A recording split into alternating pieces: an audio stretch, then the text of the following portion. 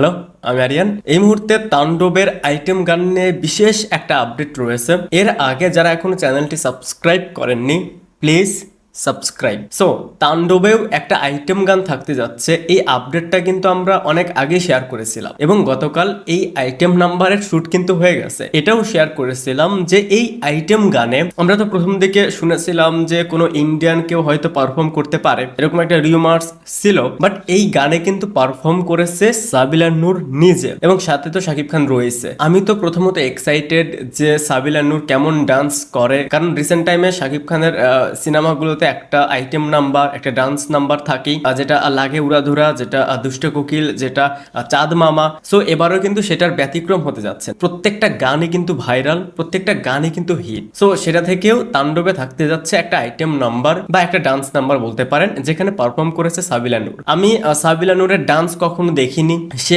আদৌ কেমন নাচে। দেখেন, প্র্যাকটিস করলে সবই পসিবল। সো এটার জন্যই আমি একটু বেশি এক্সাইটেড যে শাকিব খানের সাথে সাবিলা নূর কতটা ম্যাচ করে, কতটা ভালো তারা নাচে। এর সাথে এখন যে আপডেট এই আইটেম নাম্বারটা নিয়ে, সেটা হচ্ছে এই গানের টাইটেল হতে যাচ্ছে, গানের নাম হতে যাচ্ছে লিচু বাগানে। ইয়েস, লিচু বাগানে। আমি এই নামটা শোনার পর থেকে ভাবতেছিলাম যে প্রীতম আবার এটা দিয়ে কি লিরিক্স কি লিখছে সেই জানে। সেই সাথে এবার প্রীতম হাসানের সাথে চাঁদ মামা গানে আমরা দেখেছিলাম দোলা রহমানকে, বাট এবার প্রীতম হাসানের সাথে রয়েছে জেফার। দেখেন, প্রীতম হাসানের রিসেন্ট টাইমের যদি গানগুলো দেখেন, তার লিরিক্সগুলো একটু একটু অন্য টাইপের। সে জানে যে কি ধরনের লিরিক্স, কি ধরনের মিউজিক, যেটা দুই ধরনের দর্শকই একসেপ্ট করবে। সো সেটার সাথে আবার অ্যাড হয়েছে জেফার, আর গানের নাম লিচু বাগানে। কনফার্ম থাকতে পারেন যে এই গানটাও ঝড় তুলতে যাচ্ছে, কারণ যেখানে গানের লিরিক্স এরকম ট্রেন্ডিং কিছু। এখন তো লিচুর সিজন, লিচু কিন্তু আমার অনেক পছন্দের একটা ফ্রুটস।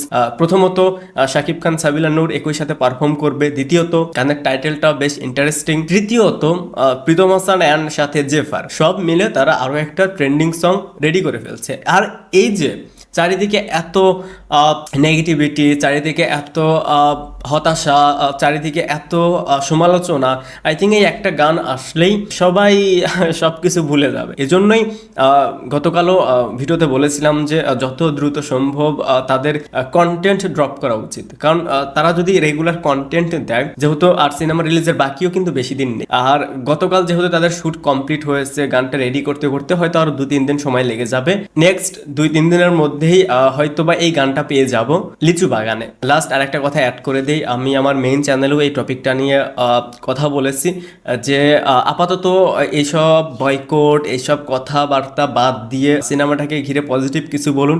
সিনেমাটা রিলিজের বাকি 5 থেকে 6 দিন। সো এই সময় যদি আপনারা এভাবে নেগেটিভিটি করতে থাকেন, এইগুলো ছড়াতে থাকেন 2-4 জনের কথা অনুযায়ী, সেটা কখনোই কোনো ফ্যান বেসদের কাজ হতে পারে না। দিন শেষে এটা কিন্তু শাকিব খানেরই সিনেমা, এবং এই সিনেমার প্রমোশনের জন্য শাকিব খান কিন্তু এবার দুইটা চ্যানেলে এবার সে থাকবে ঈদ আয়োজনে। সো দেখা যাক লিচু বাগানে এই গানটা কতটা জনপ্রিয়তা লাভ করে এবং কেমন হয়। ভিডিওটা দেখার জন্য অসংখ্য ধন্যবাদ। এই চ্যানেলে যদি প্রথমবার মতন হয়ে থাকেন তাহলে প্লিজ সাবস্ক্রাইব। বাই।